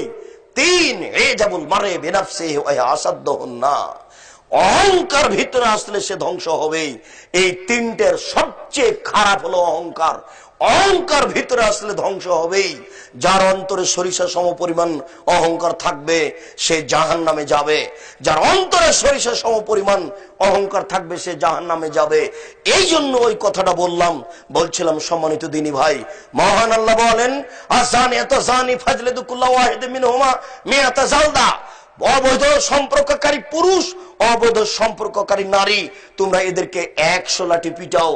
মারার সময় যেন তোমাদের ভিতরে ভ্রাতৃত্ব ভালোবাসা না আসে, আল্লাহ যেভাবে আদেশ করেছেন সেভাবে মারতে হবে। অত্র আয়াতে বিবাহিত অবিবাহিত কোনো পার্থক্য করা হয়নি। আল্লাহ তাআলা অন্যত্র বলেন যারা আল্লাহর সাথে অন্য কাউকে ডাকে না, শিরক করে না, ওয়ালা ইয়াকতুলুনা নাফসা আল্লাতী হারামাল্লাহু ইল্লা বিল হক, যারা মানুষকে অন্যায় ভাবে হত্যা করে না, ওয়ালা ইয়াজনুন, যারা জিনায় লিপ্ত হয় না, এরাই ভালো মানুষ। এই কথা বলার পরে আল্লাহ তাআলা বলছেন ওমাইয়া ফাল যালিক, যারা এসব কাজে লিপ্ত হয়, যেই ব্যক্তি এসব কাজে লিপ্ত হয়, জিনায় লিপ্ত হয়, অবৈধ সম্পর্কে লিপ্ত হয়, তার 3টে বিপদ। 1, এলকাসামা, সে মহাপাপী। 2, ইযাফলাহুল আযাবু ইয়াউমাল কিয়ামা, বিচারের মাঠে তার শাস্তি দ্বিগুণ শতগুণ বাড়িয়ে দেওয়া হবে। 3, ওয়াখলুদ ফীহি মুহানা, সে জাহান্নামে চিরদিন থাকবে। যারা অবৈধ সম্পর্কে জড়িয়ে পড়ে তাদের জন্য আল্লাহ তাআলা 3টি বিপদ উল্লেখ করেছেন। 1, তারা হবে মহাপাপী। 2, তাদের শাস্তি দ্বিগুণ শতগুণ বাড়িয়ে দেওয়া হবে। 3, তারা সেখানে চিরদিন জাহান্নামে থাকবে। আবু হুরায়রা রাদিয়াল্লাহু তাআলা আনহু বলেন রাসূল সাল্লাল্লাহু আলাইহি সাল্লাম বলেছেন আল বিকরু বিল বিকরি জিলদু মিয়া তাগরিব সানা, অবিবাহিত ছেলে মেয়ে যদি জেনা তাকে 100 লাঠি পিটিয়ে এলাকা থেকে 1 বছরের জন্য তাড়িয়ে দিতে হবে। তিনি বলেন আস-সাইবু বিস-সাইবুর রাজম, বিবাহিত নারী পুরুষ যদি জেনা করে তাহলে তাকে ইট ঢেল পাথর দিয়ে মেরে মেরে দুনিয়া থেকে বিদায় করতে হবে। এদেশের লাখো দুলাভাইকে ইট ঢেল পাথর দিয়ে মেরে ফেলতে হবে যারা সেলিকার সাথে জেনায় লিপ্ত হয়েছে। এদেশের লাখো ভাবিকে ইট ঢেল পাথর দিয়ে মেরে ফেলতে হবে যারা দেবরের সাথে জেনায় লিপ্ত হয়েছে। এদেশের লাখো পুরুষকে ইট ঢেল পাথর দিয়ে মেরে ফেলতে হবে যাদের স্ত্রী থাকা সত্ত্বেও অন্য নারীর কাছে আশ্রয় নিয়েছে। এদেশের লাখো নারীকে ইট ঢেল পাথর দিয়ে মেরে ফেলতে হবে যাদের স্বামী থাকা সত্ত্বেও অন্য পুরুষের কাছে জেনায় লিপ্ত হয়েছে। এদের পৃথিবীতে বেঁচে থাকার কোনো পথই নেই। শুনুন, আবু হুরায়রা রাদিয়াল্লাহু তাআলা আনহু বলেন, রাসূল সাল্লাল্লাহু আলাইহি সাল্লাম বলেছেন, লা ইয়াহিল্লু দামু ইমরিন ইল্লা বিইহদা সালাসা। মানুষকে মারা যায় না, মানুষকে হত্যা করা যায় না, মানুষকে মারা যায় না, মানুষকে হত্যা করা যায় না, তবে তিনটি কারণে মানুষকে হত্যা করতে হয়।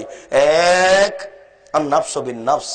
আপনি যদি আমাকে হত্যা করেন তাহলে আমার বাপ মা আপনাকে হত্যা করে নিবে, এর নাম কিসাস। সম্মানিত দিনী ভাই, বলছিলাম তিনটি কারণে মানুষকে হত্যা করা যায়, তার একটি হচ্ছে কিসাস। আপনি যাকে হত্যা করেছেন তার বাপ মা আপনাকে হত্যা করে নিবে, তবে আপনার বাঁচার পথ আছে। তার বাপ মা যদি বলে, যাক তুমি অন্যায় করেছো, আমরা তোমাকে মারবো না, তাহলে আপনি বেঁচে গেলেন, আপনার বাঁচার পথ আছে। দুই, তারে কলে দিনেহি, যে দিনকে ত্যাগ করলো। কেউ যদি বলে যে আমি কোরআন মানি না, ঠিক, কোরআন শরীফ নয়, কোরআন মাজিদ। কোরআন শরীফ নয়, কোরআন মাজিদ। আল্লাহ তাআলা বলছেন, বাল হুয়া কোরআনুম মাজিদ। যারা লিখেছে মাজার শরীফ তারা লিখেছে কোরআন শরীফ। শুধু তাই নয়, দেখেন মৌলবি বধ হলে কত খারাপ হয়। এক পৃষ্ঠা দোয়া লিখেছে, দেখেন, মানুষের বানানো। কিয়ামত পর্যন্ত এই দোয়া প্রমাণ হবে না, কিয়ামত পর্যন্ত সময় থাকলো। আর আমাদের জীবদ্দশায় যদি প্রমাণ হয়ে যায় তাহলে আমরা জাতির সামনে আর কোনোদিন আসবো না। এই দোয়া রাসূলের বলা নয়, মানুষের তৈরি করেছে।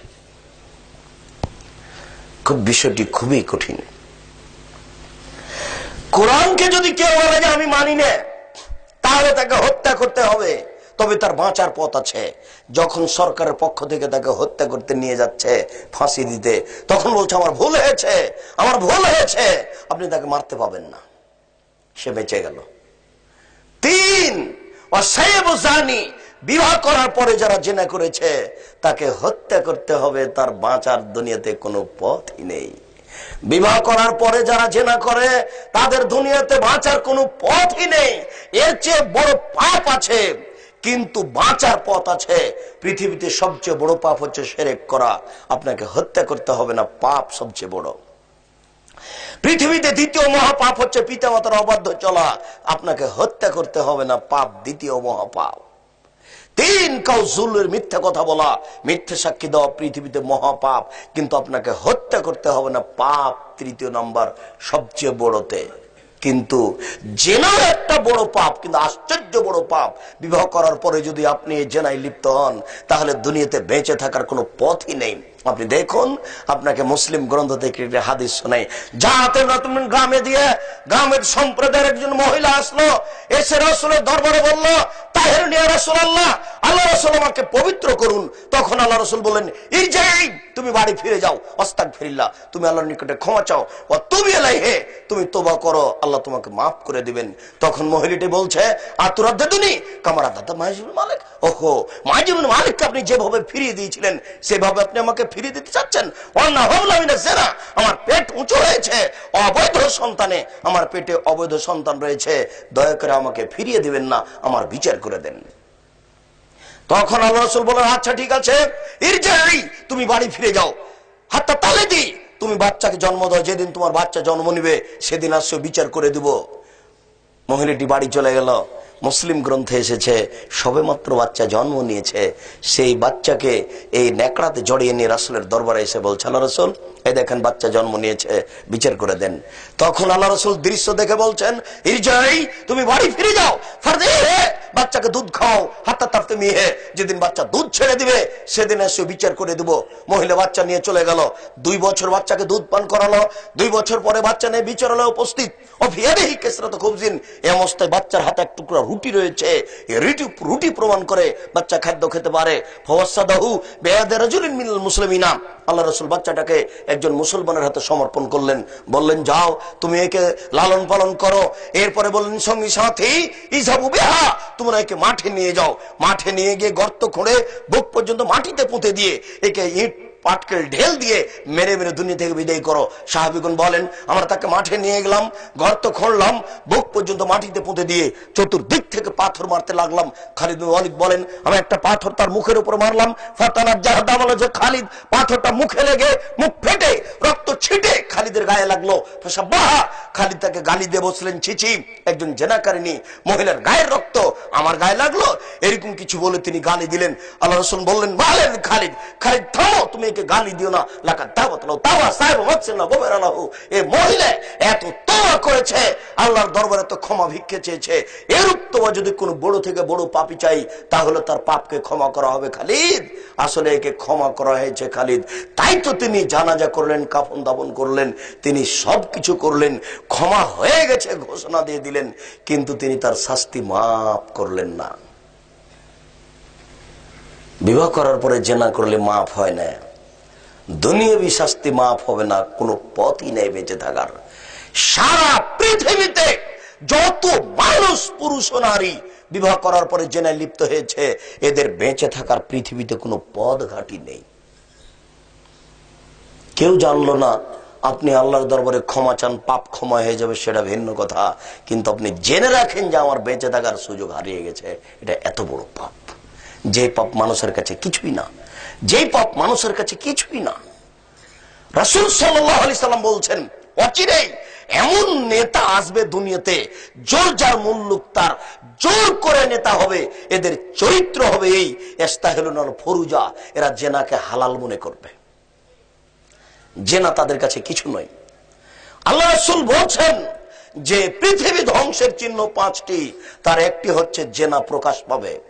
রাসূল সাল্লাল্লাহু আলাইহি সাল্লাম বলছেন লাইজনি জানি হিনা ইয়াজনি ও মুমিন, মানুষ যখন জেনা করে তখন মানুষ মুমিন থাকে না।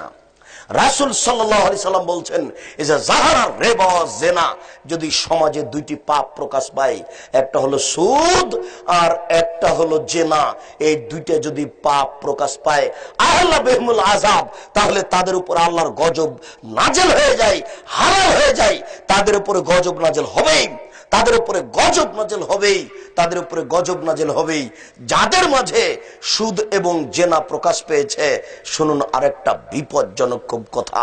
রাসূল সাল্লাল্লাহু আলাইহি সাল্লাম বলছেন যে লাম ইয়াজহার ফি কওমিন আল ফাহিশাতা কাত, যখনই কোন জাতির ভিতরে জেনা প্রকাশ পায়, যখনই কোন জাতির ভিতরে জেনা প্রকাশ পায়, ইল্লা ফাশা ফিহিমত তাউন, তখন তাদের মাঝে দুইটি বিপদ হবে, তার একটি হচ্ছে হঠাৎ মরণ হবে, দুই ওয়াল আউজা লাম ইয়াকুন ফি আসলামিহিম, এমন রোগ হবে যে রোগ বংশে কোনোদিন ছিল না, এমন রোগ হবে যে রোগের ঔষধ ডাক্তার কিয়ামত পর্যন্ত খুঁজে পাবে না। সমাজে জেনা প্রকাশ পেয়ে গেলে দুইটা বিপদ আসবে, বলেন তো একটা বিপদ কি? হঠাৎ মরণ হবে। আরেকটা বিপদ আল্লাহ রাসূল বলছেন এমন রোগ হবে যে রোগ বংশে কোনোদিন কারো ছিল না, এমন রোগ হবে যার ঔষধ কিয়ামত পর্যন্ত কোনো ডাক্তার খুঁজে পাবে না। জেনা প্রকাশ পেলে এটা হবে। রাসূল সাল্লাল্লাহু আলাইহি সাল্লাম দুটা পাপের কথা বলেছেন, আপনি শুনে আশ্চর্য হবেন, মানুষ না করেই পাপী। অবাক হতে হয়, দুইটি পাপ আছে দুনিয়াতে, মানুষ না করেই পাপী। তার একটি হচ্ছে কেউ যদি কাউকে বলে আসো জুয়া খেলি, কেউ যদি কাউকে বলে যে আসো জুয়া খেলি, তাহলে তাকে কাফারা দিতে হবে, 10 জন মিসকিন ফকিরকে খাওয়াতে হবে। জুয়া খেলেই নি, শুধু বলেছে যে আসো খেলি। প্রত্যেক যেই খেলাতে টাকার হারজিত রয়েছে সেটাই জুয়া, প্রত্যেক যেই খেলাতে টাকার হারজিত রয়েছে সেটাই জুয়া। যাতে টাকার হারজিত নেই সেটা জুয়া নয়। এই দেশের ছেলেরা বুঝে না, এই যে আন্তর্জাতিক খেলা ক্রিকেট এবং ফুটবল, এটা নিয়ে ব্যস্ত, বুঝে না। ও ব্রাজিলের পক্ষে গেছে, বাপ গেছে পাকিস্তানের পক্ষে, বোকা ছেলে, অশিক্ষিত মূর্খ ছেলে, 3 তলা 5 তলা 10 তলা বাড়ির উপরে পতাকা ঝুলিয়েছে ব্রাজিলের। শোনো, তুমি কি চিনো ব্রাজিলকে? তুমি যদি পায়খানায় পড়ে যাও, আর এটা যদি ব্রাজিল বুঝতে পারে যে তুমি পায়খানায় পড়ে গেছো, আর তারা যদি সুযোগ পায়, তাহলে আরো 2 অঞ্জলি পায়খানা নিয়ে তোমার মাথায় চাপিয়ে দিবে। তুমি চিনো ওরা ইহুদি, তুমি চিনো ওরা খ্রিস্টান, তুমি চিনো ওরা ইহুদি, তুমি চিনো ওরা খ্রিস্টান। ওরা তোমার জানি শত্রু, ওরা তোমার মানি শত্রু, ওরা তোমার জানি শত্রু, ওরা তোমার মানি শত্রু। যত মানুষ এইসব খেলায় অংশগ্রহণ করে দেখে, এরা কেউ শিক্ষিত নয়, সবাই অশিক্ষিত মানুষ। আর এইসব ছেলেগুলো বোকা শ্রেণীর মানুষ। এদের বুদ্ধিও নয়, এদের বিদ্যাও নেই, এদের বুদ্ধিও নয়, এদের বিদ্যাও নেই। শুনুন, এই আন্তর্জাতিক খেলা টিভিতে দেখা তো দূরের কথা, এর গল্প যেখানে চলে সেখানে বসে থাকাও হারাম। আপনি তো ইহুদি খ্রিস্টানকে চিনেন না। ইহুদি খ্রিস্টান পরিকল্পনা করে টাকা দেয় খ্রিস্টান, ইহুদি পরিকল্পনা করে টাকা দেয় খ্রিস্টান, মাঠ করবে মুসলমান। এই দেশের মাটিতে ৩,৫০০ এনজিও রয়েছে, এই দেশের মাটিতে ৩,৫০০ এনজিও রয়েছে। তার একটি এনজিও হচ্ছে গার্মেন্টস। ইহুদি চিন্তা করে যে আমরা মনে করি নারী হচ্ছে জেনার বস্তু, আমরা মনে করি নারী হচ্ছে উপভোগের বস্তু। তাদের আবার বিবাহ কিসের? তাদের দাম দিতে হবে কেন? ওরা তো পতিতালয়ের বস্তু, তাদের দাম দিতে হবে কেন? ওরা তো পতিতালয়ের বস্তু। ইহুদি খ্রিস্টান এটা মনে করে। এইখানে এসে আল্লাহ এবং আল্লাহ রাসূল একটা বিধান দিয়েছেন, না, নারী খুব দামি বস্তু, ওদেরকে ঘেরে রাখতে হবে, ওরা আদরের বস্তু, ওরা দামি বস্তু, ওদেরকে ঘরে রাখতে হবে, ওদেরকে মোহর দিতে হবে, ওদেরকে সম্মান করতে হবে, ওদেরকে মান দিতে হবে। এটা সম্পূর্ণ ইহুদিদের উল্টা হয়ে গেছে। ইহুদি বলছে, আরে খ্রিস্টান বলছে, বলে কি, নারী হচ্ছে উপভোগের বস্তু, বাপ ভোগ করবে, ছেলে ভোগ করবে, যার যখন ইচ্ছে সে তাকে ভোগ করবে। ও হচ্ছে ভোগ করা বস্তু, ও পতিতালয়ের বস্তু, ওকে দাম দিতে হবে কেন? হিন্দুরা যেমন দেয়নি, ইহুদি তেমন দেয়নি, খ্রিস্টান তেমন দেয়নি, জাহেলিয়াতের যুগে তেমন দেয়নি। আপনি যদি এটা বিস্তারিত দেখতে চান, তাহলে এখানে আমার ভাইরা আছেন, এমাম আরো যারা আছে, তাদেরকে বলেন, আমি খুব একটা বুঝি না, ওই www দিয়ে জুমার খুতবা আব্দুর রাজ্জাক বিন ইউসুফ টিপে দেখুন, আপনি পাবেন নারীদের মর্যাদা অধিকার বিস্তারিত দেওয়া আছে, নারীদের মান সম্মানের কথা। তাহলে আপনি বুঝতে পারবেন ইহুদিরা কি ভাবছে। এখন ইহুদিরা দেখতে পেল মুসলমানের নারীদের আমি দাম দেওয়া দেখাচ্ছি, তাদেরকে আমি জেনার বস্তু না করে ছেড়ে দেব, ওই হিসাব আমাদের আছে। এই যে লক্ষ নারী এই গাজীপুরে ঢাকাতে গার্মেন্টসে থাকছে, এগুলো হলো জেনার সেন্টার, যেমন বিশ্ববিদ্যালয়, যেমন অন্য জায়গাতে। কি বলেন আপনি? 2 জন নারী ভালো থাকে এটা দেখে আপনি ভালো বলছেন? যেখানে তার মানুষদের কোনো হিসাব থাকে না, যেখানে তার বাপ ভাই থাকে না, যেখানে তার যেই সে তাকে ভোগ করতে পারে, এটা একটা হচ্ছে এনজিও, এটা ইহুদিদের পরিকল্পনা, এটা খ্রিস্টানদের টাকা। এটা হলো মাঠ কর্মী মুসলমান, মাঠ কর্মী মুসলমান, খ্রিস্টানদের পরিকল্পনা, ইহুদিদের পরিকল্পনা, খ্রিস্টানদের টাকা। আপনি সাবধান থাকুন, আপনি বুঝতে পারছেন না। রাসূল সাল্লাল্লাহু আলাইহি সাল্লাম বলছেন, দুনিয়াতে 2টা পাপ আছে, মানুষ না করেই পাপী। তার একটা হচ্ছে এই জুয়া খেলায় অংশগ্রহণ করা, যেই খেলাতে টাকার হারজিত নেই, শরীর চর্চা নেই, এই খেলা সর্বদা হারাম।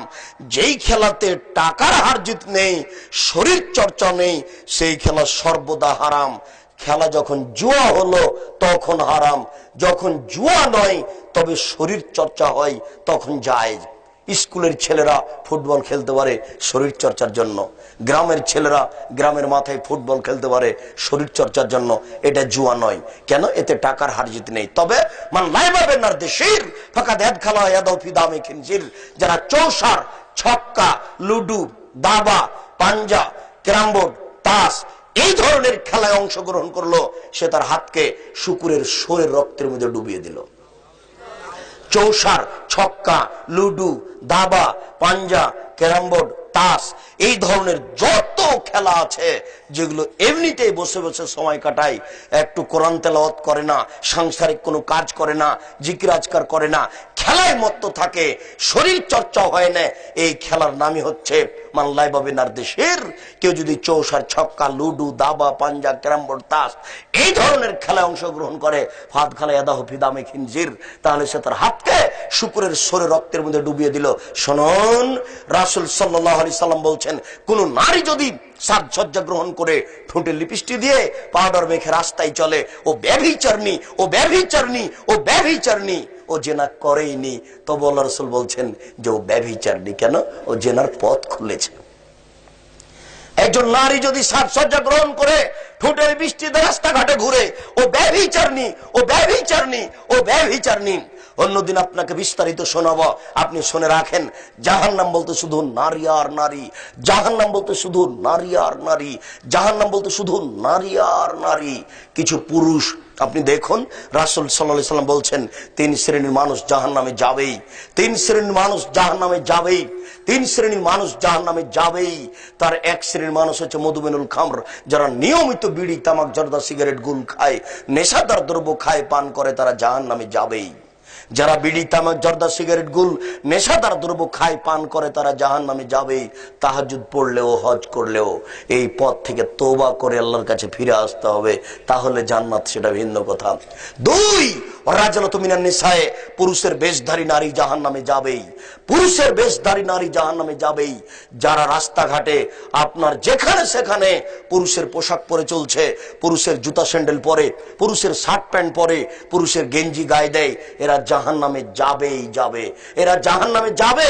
শুধু এরা কেন, যারা স্বাভাবিক পোশাকে রাস্তাঘাটে চলছে এরাও জাহান্নামে যাবে, যারা স্বাভাবিক ভাবে রাস্তাঘাটে চলছে এরাও জাহান্নামে যাবে। দেখেন, আল্লাহ রাসূলের বাক্য শুনে আপনি অবাক হবেন। আমি অনুবাদ করে শোনাচ্ছি, শুনলে আপনি মনে করবেন যে মনে হচ্ছে যেন আপনার বাড়ির সাথে হুবাহু মিলে আছে। আল্লাহ রাসূল বলছেন, নেসাউন, মহিলা, কাসিয়াতুন, কাপড় পরে থাকে, আর এতুন, উলঙ্গ। দেখেননি আপনার স্ত্রী উলঙ্গ হয়ে আছে? আপনার চোখ পড়েনি কোনোদিন? ওই যে ছোট ব্লাউজ পরে আছে, পেট পিট দেখতে পাওয়া যায়, এটাই তো উলঙ্গ পোশাক। আপনি দেখেননি আপনার মেয়ে উলঙ্গ হয়ে আছে, যে ফতোয়া গায়ে দিয়ে কলেজে যায়? ওই যে এখনো রাত এখন গভীর হয়ে আছে, আপনি দেখেন ঢাকা শহরে, গাজীপুরে এখনো রাস্তাঘাটে মেয়ে হাঁটছে। কেন? ও কি হিন্দুর মেয়ে? ও মুসলমানের বাচ্চা নয়? ও কি ইহুদির মেয়ে? ও কি খ্রিস্টানের মেয়ে? ও হলো কাপুরুষের মেয়ে, ও হলো কাপুরুষের বাচ্চা, যার শরীরে পুজ আছে, যার শরীরে রক্ত নেই। জন্ম দিতে পারলেই বাপ হওয়া যায় না, জন্ম দিতে পারলেই বাপ হওয়া যায় না, প্রসাব করাতে পারলেই মা হওয়া যায় না। বাপ হওয়ার জন্য আবু বকর সিদ্দিককে দেখতে হবে। আবু বকর সিদ্দিক খোলা মাঠে দিন দুপুরে জামায়ের সামনে পৃথিবীর সবচেয়ে বড় শিক্ষিতা বুদ্ধিমতী নারী আয়েশা, তাকে 2-3 কিল লাগিয়ে দিলেন, থাপ্পড় লাগিয়ে দিলেন। পৃথিবীর সবচেয়ে বড় শিক্ষিত নারী আয়েশা, পৃথিবীর সবচেয়ে বড় সম্মানী মানুষ হচ্ছেন আয়েশার স্বামী মুহাম্মদ সাল্লাল্লাহু আলাইহি সাল্লাম, পৃথিবীর সবচেয়ে বড় সম্মানী মানুষ হচ্ছেন আবু বকর সিদ্দিক রাদিয়াল্লাহু তাআলা আনহু। তিনি মেয়েকে মেরে দিলেন, দিন দুপুরে মেয়েকে মেরে দিলেন, প্রায় 1400 মানুষের সামনে মারলেন, জামাইয়ের সামনে মারলেন, বিবাহদারী বেটিকে মারলেন, পূর্ণ যুবতী মেয়েকে মারলেন। এত বড় বাপে এত বড় বেটিকে এত বড় মেয়ের জামাইয়ের সামনে খোলা মাঠে দিন দুপুরে মেরে দিলেন। ভুল কোথায় মেয়ে হার হারিয়ে দিয়েছে একটু খেয়াল করেননি, সেই জন্য তিনি মেরে দিলেন। আর আপনার মেয়ে রাত 10টায় শহরে ল্যাংড়া হয়ে ঘুরে বেড়াই। আপনি আমার বাপ, আপনার মতো কাপুরুষ পিতে বেঁচে থাকার চেয়ে না থাকা অনেক গুণে ভালো। আপনার মতো কাপুরুষ পিতে, আপনার মতো কাপুরুষ পিতে বেঁচে থাকার চেয়ে না থাকা অনেক গুণে ভালো। মেয়ে জন্ম দিয়েছেন, কাজ করে খাওয়ান, টাকা বেশি আছে ব্যবসা করে খাওয়ান, টাকা কম আছে কলা বিক্রি করে বেটিকে খাওয়ান, টাকা কম আছে চকলেট বিক্রি করে বেটিকে খাওয়ান। তাও যদি না পারেন দিন মজুরি করে বেটিকে খাওয়ান। যদি দিন মজুরি করে খেতে না পারেন ভিক্ষা করে খেয়ে বেটিকে খাওয়ান। বেটি বাইরে যাবে কেন? জন্ম দিয়েছেন, কোনো পথ নাই, ভিক্ষা করে বেড়ান, ভিক্ষা করে করে মেয়েকে খাওয়াতে হবে। মেয়ে বাইরে যাবে কেন? জন্ম দিয়েছেন আপনি, আর দেখবো আমি? কে আপনাকে হিসাব দিল? জন্ম দিতে পারলেই বাপ হওয়া যায় না, প্রসাদ পারলে মা হওয়া যায় না। আপনি সাবধান থাকুন। রাসূল সাল্লাল্লাহু আলাইহি সাল্লাম বলছেন, মুমিনাতুন, এরা পুরুষকে নিজের দিকে আকৃষ্ট করে। যখন আপনার মেয়ে রাস্তায় হাঁটে তখন দুই দিকের পুরুষ আপনার মেয়েকে দেখতে থাকে। মায়লাতুন, ওরা নিজেরা পুরুষের দিকে আকৃষ্ট হয়। আবার দেখুন, নেসাউন, মহিলা, কাসিয়াতুন কাপড় পরে থাকে, আরিয়াতুন উলঙ্গ, মুমিলাতুন পুরুষকে নিজের দিকে আকৃষ্ট করে। এটা দেখতে পাচ্ছেন বাস্তব। মায়েলাতুন তারা নিজেরা পুরুষের দিকে আকৃষ্ট হয়। এটা কিভাবে? ও যখন বাড়িতে আছে ভালোই আছে, মায়ের একটু কাজ করে, বিছানা একটু রেডি করে, বাপকে একটু খাবার দেয়, বাড়িতে আছে ভালোই আছে। ও যখন বাড়ি থেকে বের হয়েছে, কলেজে যাবে, বাজারে যাবে, নারীর উচিত রাস্তার এক পাশ দিয়ে যাবে, মাথা নিচু করে যাবে।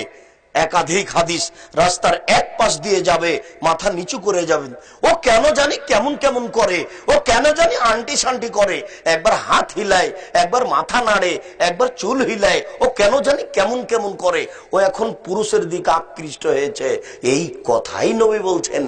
আবার শুনুন, নেসাউন মহিলা, কাসিয়াতুন কাপড় পরে থাকে, আরিয়াতুন উলঙ্গ হয়ে থাকে, মুমিলাতুন পুরুষকে নিজের দিকে আকৃষ্ট করে, মায়েলাতুন পুরুষের দিকে নিজেরা আকৃষ্ট হয়। লায়াদখুলুল জান্নাহ এরা জান্নাতে যাবে না, এরা জান্নাতে যাবে না, জান্নাতে তো যাবে না, যাবেই না, জান্নাতে তো যাবে না, যাবেই না। ওয়ালা ইয়াজিদনা রিহাহা জান্নাতের গন্ধ পাবে না, যে গন্ধ তুজাদু মিন মাসিরাতে কাদা ওয়া কাদা, এক বছরের দূরত্ব পথ থেকে পাওয়া যায়। এটা জান্নাত। এখান থেকে একটা দ্রুতগামী ঘোড়া দৌড়াতে লাগলো, এক বছর দৌড়িয়ে যত পথ যাবে, আপনি যদি পথের মাথায় দাঁড়ান তাহলে আপনি জান্নাতের গন্ধ পাবেন। কিন্তু এই নারী জান্নাতে তো যাবে না, যাবে না, জান্নাতের গন্ধও পাবে না। আপনি বুঝতে পারছেন না নারীর বিষয়টি কি। রাস্তাঘাটে যেভাবে দেখছেন আপনার অবাক হওয়া উচিত। দুঃখিত, শুনুন, রাসূল সাল্লাল্লাহু আলাইহি সাল্লাম বলছেন, আমি ঘুমিয়েছিলাম, হঠাৎ করে দুইজন মানুষ আমার পাশে এসে একজন ডান বাহু ধরলো, একজন বাম বাহু ধরলো, ধরে নিয়ে চলে যাচ্ছেন। ফাইজাবের জালেন, ফাইজাবে কমিন, দেখি অনেক মানুষ, হায় হায়, আশা তো ইন্তেকাফান, ফুলে ফেফে বিশাল আকৃতি ধারণ করে আছে, 30 হাত 40 হাত 50 হাত হয়ে উঁচু হয়ে মোটা মোটা হয়ে আছে। অন্তহরিহান খুব দুর্গন্ধ, দুর্গন্ধের কারণে পাশে থাকা যায় না। কান্নাহুল মারাহিজ মনে হচ্ছে তারা গ্রামের টয়লেট, মনে হচ্ছে তারা গণশৌচাগার, এত দুর্গন্ধ। আমার ডান দিক ধরলেন জিবরাইল, আমার বাম দিক ধরলেন মিকাইল, আমি ঘুমিয়েছিলাম।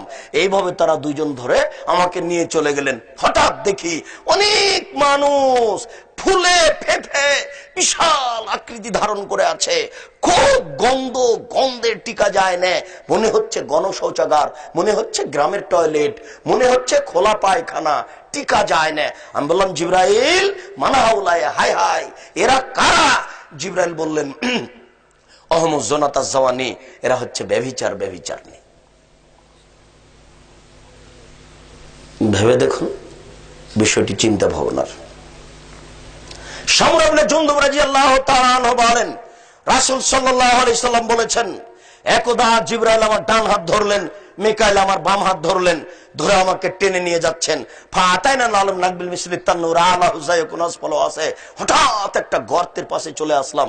সেই গর্তটা চুলার মতো মনে হচ্ছে, উপরের দিক সংকীর্ণ, নিচের দিক প্রশস্ত, উপরের দিক সংকীর্ণ, নিচের দিক প্রশস্ত। তাওয়াক্কুতা হতো নার, ভিতরে ধা ধা ধা ধা করে আগুন জ্বলছে। ভাইজা ইরতাফাত ইরতাফাউ কাদা একরজু মিনহা, যখন আগুন জোরে জ্বলে উঠছে, ওর ভিতরে যা কিছু আছে সব উপরে চলে যাচ্ছে, মনে হচ্ছে যেন বের হয়ে যাবে। ভাইজা খামিদাত রাজাউ ফিহা, আর যখন আগুনটা একটু কমে যাচ্ছে, সবকিছু ভিতরে চলে যাচ্ছে, দেখি সেখানে রেজালুন অনিসাউন ওরাতুন, নারী পুরুষ উলঙ্গ হয়ে জমা লেগে আছে, ধাঁধা ধাঁধা করে আগুনে জ্বলছে, নারী পুরুষ উলঙ্গ হয়ে জমা লেগে আছে, দেখি তার ভিতরে এইভাবে জ্বলছে। আমি বললাম, জিবরাইল মান হাওলায়ে, এরা কারা? জিবরাইল বললেন, অহমুজ জোনাতা জাওয়ানি, তারা ব্যভিচার, ব্যভিচারনি। যারা জেনায় লিপ্ত হবে তারা এইভাবে জমা লেগে থাকবে আর আগুনে জ্বলবে। রাসূল সাল্লাল্লাহু আলাইহি ওয়াসাল্লাম বলেছেন যে জেনাকারিনী মহিলার লজ্জা স্থানের গন্ধে জাহান্নামীরা জাহান্নামে টিকতে পারবে না। কে সব দাম দেয় কথা? রাসূল সাল্লাল্লাহু আলাইহি ওয়াসাল্লাম বলেন, ইন্নাল্লাহা ইয়াদুরু মিন খালকিহি, নিশ্চয় আল্লাহ তাআলা মানুষের নিকটে থাকেন, নিশ্চয় আল্লাহ তাআলা মানুষের নিকটে থাকেন, নিশ্চয় আল্লাহ তাআলা মানুষের নিকটে থাকেন। এক ফেরো ইয়াস্তাগফিরু, যে ক্ষমা চাই তাকে ক্ষমা করে দেন, যে ক্ষমা চাই তাকে ক্ষমা করে দেন। ইল্লাল বাগিন বিফারজিহা, তবে যার অবৈধ সম্পর্ক আছে তাকে আল্লাহ ক্ষমা করেন না, তার দোয়া কবুল হয় না। যুবক, তোমাকে আবার হাদিস শোনাই, তোমাকে মূলত শোনাতে এসেছি, তোমাকে মূলত শোনাতে এসেছি। তুমি মনে রেখেও, তোমার বোন মনে রাখে, যেন জাতির যুবক যুবতী যেন মনে রাখে, রাসূল সাল্লাল্লাহু আলাইহি সাল্লাম বলেন, নিশ্চয় আল্লাহ মানুষের সাথে থাকেন, নিশ্চয় আল্লাহ মানুষের সাথে থাকেন, নিশ্চয় আল্লাহ মানুষের সাথে থাকেন। একফির মান ইস্তাগফির, যে ক্ষমা চায় তাকে আল্লাহ ক্ষমা করে দেন, যে ক্ষমা চায় আল্লাহ তাকে ক্ষমা করে দেন, যে ক্ষমা চায় আল্লাহ তাকে ক্ষমা করে দেন। ইল্লাল বাগিন বিফারজিহা, তবে যার অবৈধ সম্পর্ক আছে তাকে ক্ষমা করেন না। যুবক, তুমি ম্যাট্রিক পরীক্ষা দিয়েছ, আল্লাহর দরবারে খুব প্রার্থনা করছো, আল্লাহ আমার রেজাল্টটা যেন ভালো হয়, আল্লাহ আমার রেজাল্টটা যেন ভালো হয়, কিন্তু তোমার আরেকজন যুবতীর সাথে মোবাইলে গল্প চলে। তুমি বিশ্বাস করো, যতদিন পর্যন্ত তোমার মোবাইলে গল্প চলছে ততদিন পর্যন্ত তোমার দোয়া কবুল হবে না, তোমার পাপ ক্ষমাও হবে না। তোমার মা তাহাজ্জুদ পড়ে, বোরখা পরে চলে, তোমার বাপ যখন থাকে না তখন তোমার মা মোবাইলে আরেকজনের সাথে গল্প করে। তোমার মা যতই তাহাজ্জুদ পড়ুক, তোমার জন্য ফার্স্ট ক্লাসের জন্য, আপনার ওই জিপিএ 5 এর জন্য দোয়া করছে, তোমার মায়ের দোয়া কবুল হবে না। দোয়া কবুলের জন্য আগে এই পথ বন্ধ করতে হবে, তারপর কোন কথা। দোয়া কবুলের জন্য এই পথ বন্ধ করতে হবে, তারপর কোন কথা। রাসূল সাল্লাল্লাহু আলাইহি সাল্লাম বলছেন, আমার জীবনের সবচেয়ে বড় ভয়, আমার জীবনের সবচেয়ে বড় ভয়, আমার জীবনের সবচেয়ে বড় ভয় হচ্ছে আমার উম্মতের ব্যাপারে আজ-জিনা, অবৈধ সম্পর্ক। 2, অশাহতুল খাফিয়া, গোপন পাপ। 10 বছর পূর্বে, 20 বছর পূর্বে মোবাইলে পুরুষ নারীর সাথে এত গল্প করবে এরকম হিসাব ছিল না, কিন্তু নবী বলেছেন আমার উম্মতের গোপন পাপ। তুমি দেখো যুবক, প্রায় মোবাইলের কাজ হচ্ছে গোপনে জেনার গল্প করা, প্রায় মোবাইলের কাজ হচ্ছে গোপনে জেনার গল্প করা। প্রায় যুবকই গোসলখানায় জেনা গোপনে পাপ করে, প্রায় যুবতী গোসলখানায় গোপনে পাপ করে, প্রায় যুবকই মোবাইলে জেনার গল্প করে, প্রায় যুবকই গোপনে যুবতী জেনার গল্প করে। আল্লাহ রাসূল এই কথাই বলছেন, আমার উম্মতের উপরে আমার জীবনে বড় ভয়, তারা এটা করবে। দেখেন, রাসূল যা বলেছেন তাই বাস্তব হচ্ছে। রাসূল সাল্লাল্লাহু আলাইহি সাল্লাম বলেছেন, 3টি পাপের কারণে 3টি গজব নাজিল হয়, 3টি পাপের কারণে 3টি গজব নাজিল হয়। 1, খাসফন, ভূমিকম্প হবে। 2, মাসখন, আকার আকৃতি পরিবর্তন হবে। 3, কাজফন, সর্ব ধরনের বিপদ নেমে আসবে। এই যে 10 টাকা কেজি চাউল 40 টাকা হলো, এই যে আপনার 30 টাকা লিটার তেল 100 টাকা হলো, অবাক হতে হয়। 200 টাকা ছিল আপনার কারেন্ট বিল, 2000 টাকা হলো। মসজিদে মারামারি, মাদ্রাসায় মারামারি, কলেজ বিশ্ববিদ্যালয়ে মারামারি, যেখানে সেখানে মারামারি, সর্ব ধরনের সমস্যা নেমে আসবে 3টি পাপের কারণে। আর সমস্যা আপনি ঠেকাবেন কি করে? একজন মেয়ে মানুষ যদি মেম্বার হয় দেশে, একজন মেয়ে মানুষ যদি মেম্বার হয় দেশে, সারা দেশে গজব নাজেল হবে। একজন যদি মেয়ে মানুষ সারা বাংলাদেশে মেম্বার হয়, সারা দেশে গজব নাজেল হবে। বাংলাদেশ একটা আশ্চর্য বোকা দেশ, যার বড় জন নারী, মেজ জন নারী, সেজ জন নারী। এই দেশে কোনো পুরুষ নাই, সব কাপুরুষ। এদেরকে মাটির নিচে থাকতে হবে, উপরে থাকার কোনো সুযোগ নেই। এই নারীরা দেশ চালাবে আর দেশে শান্তি হবে, এটা ভাবাই যায় না। নারী নেতৃত্ব হারাম, নারী নেতৃত্ব হারাম। একজন মেয়ে মানুষ মেম্বার হলে সারা দেশে গজব নাজেল হবে। বাংলাদেশে গজব নাজেল হচ্ছে, বাংলাদেশে গজব নাজেল হচ্ছে, বাংলাদেশে গজব নাজেল হচ্ছে। আপনি তাহাজ্জুদ দিয়ে ঠেকাবেন? এটা হতে পারে না। পথ বন্ধ করতে হবে, তারপরে কোনো কথা।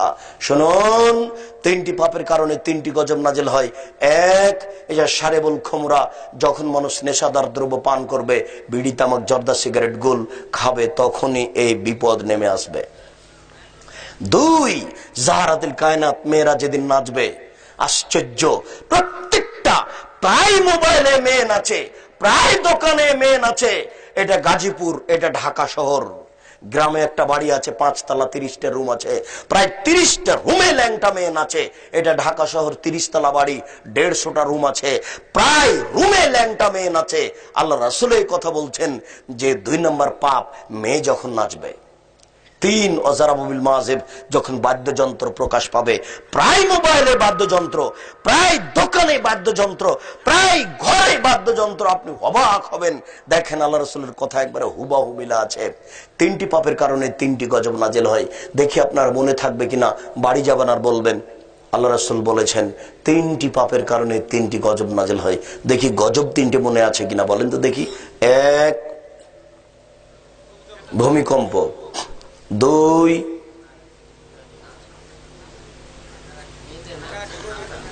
দুই, আকার আকৃতি পরিবর্তন।